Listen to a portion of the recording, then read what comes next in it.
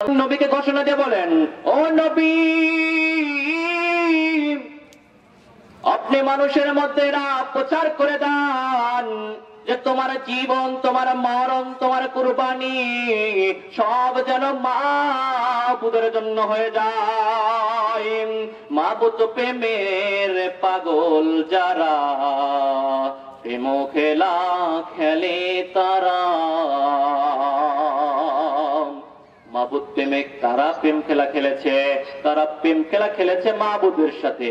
হযরতে বেলাল, যদি বেলালের ইতিহাস পড়ে থাকেন তাহলে দেখতে পাবেন বেলালের গলার উপরে পা রাইখা ওই মরুভূমির বালির উপর এমন ভাবে উত্তপ্ত বালুর উপর শোয়াইয়া বেলালকে বলছে, বেলাল তুমি বলো আল্লাহকে বিশ্বাস করো না? তুমি বলো আজ থেকে তুমি আমাদের দলে। বেলাল বলছে, আমি মরে গেলেও বলবো আল্লাহু ওয়াহিদুন, আল্লাহু আকবার। আজকে আমার ঈমান আর আপনার ঈমান কেমন?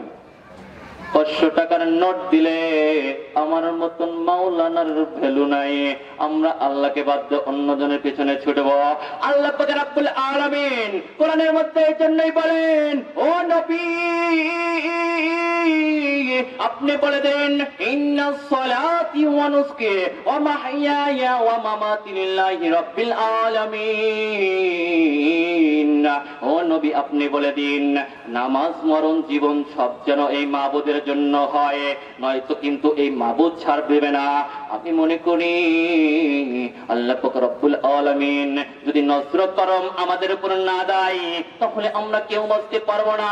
আজকে যে ব্যক্তি আজকে কবরে শায়িত আছে, কিছুদিনের আগে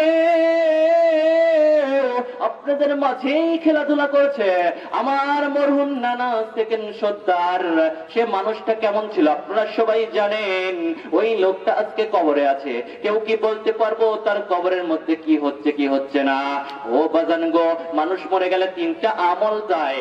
3টা আমল ব্যতীত ওই কবরের মধ্যে কিছুই যায় না। ওই 3টা আমল কি শুনবেননি? ওই 3টা আমল কি শুনবেন? ওই 3টা আমল ভালো করে খেয়াল করে শোনেন। 3টা আমল এমন আমল, মানুষ মরার পরে ওই আমলের বরকতে কবরের গুনাহ মাফ হয়ে যায়। বলেন সুবহানাল্লাহ। ওই 3টা আমল কি শুনবেননি? ওই 3টা আমলের মধ্যে 1 নাম্বার আমল হলো সদকায়ে জারিয়া। সদকায়ে জারিয়া কি? রাস্তাঘাটে আপনি একটা গাছ লাগিয়ে দিয়ে গেছেন, আপনি ওইটা হচ্ছে সদকায়ে জারিয়া। ওই গাছতলায় একটা মানুষ বসেছে, ওই মানুষটা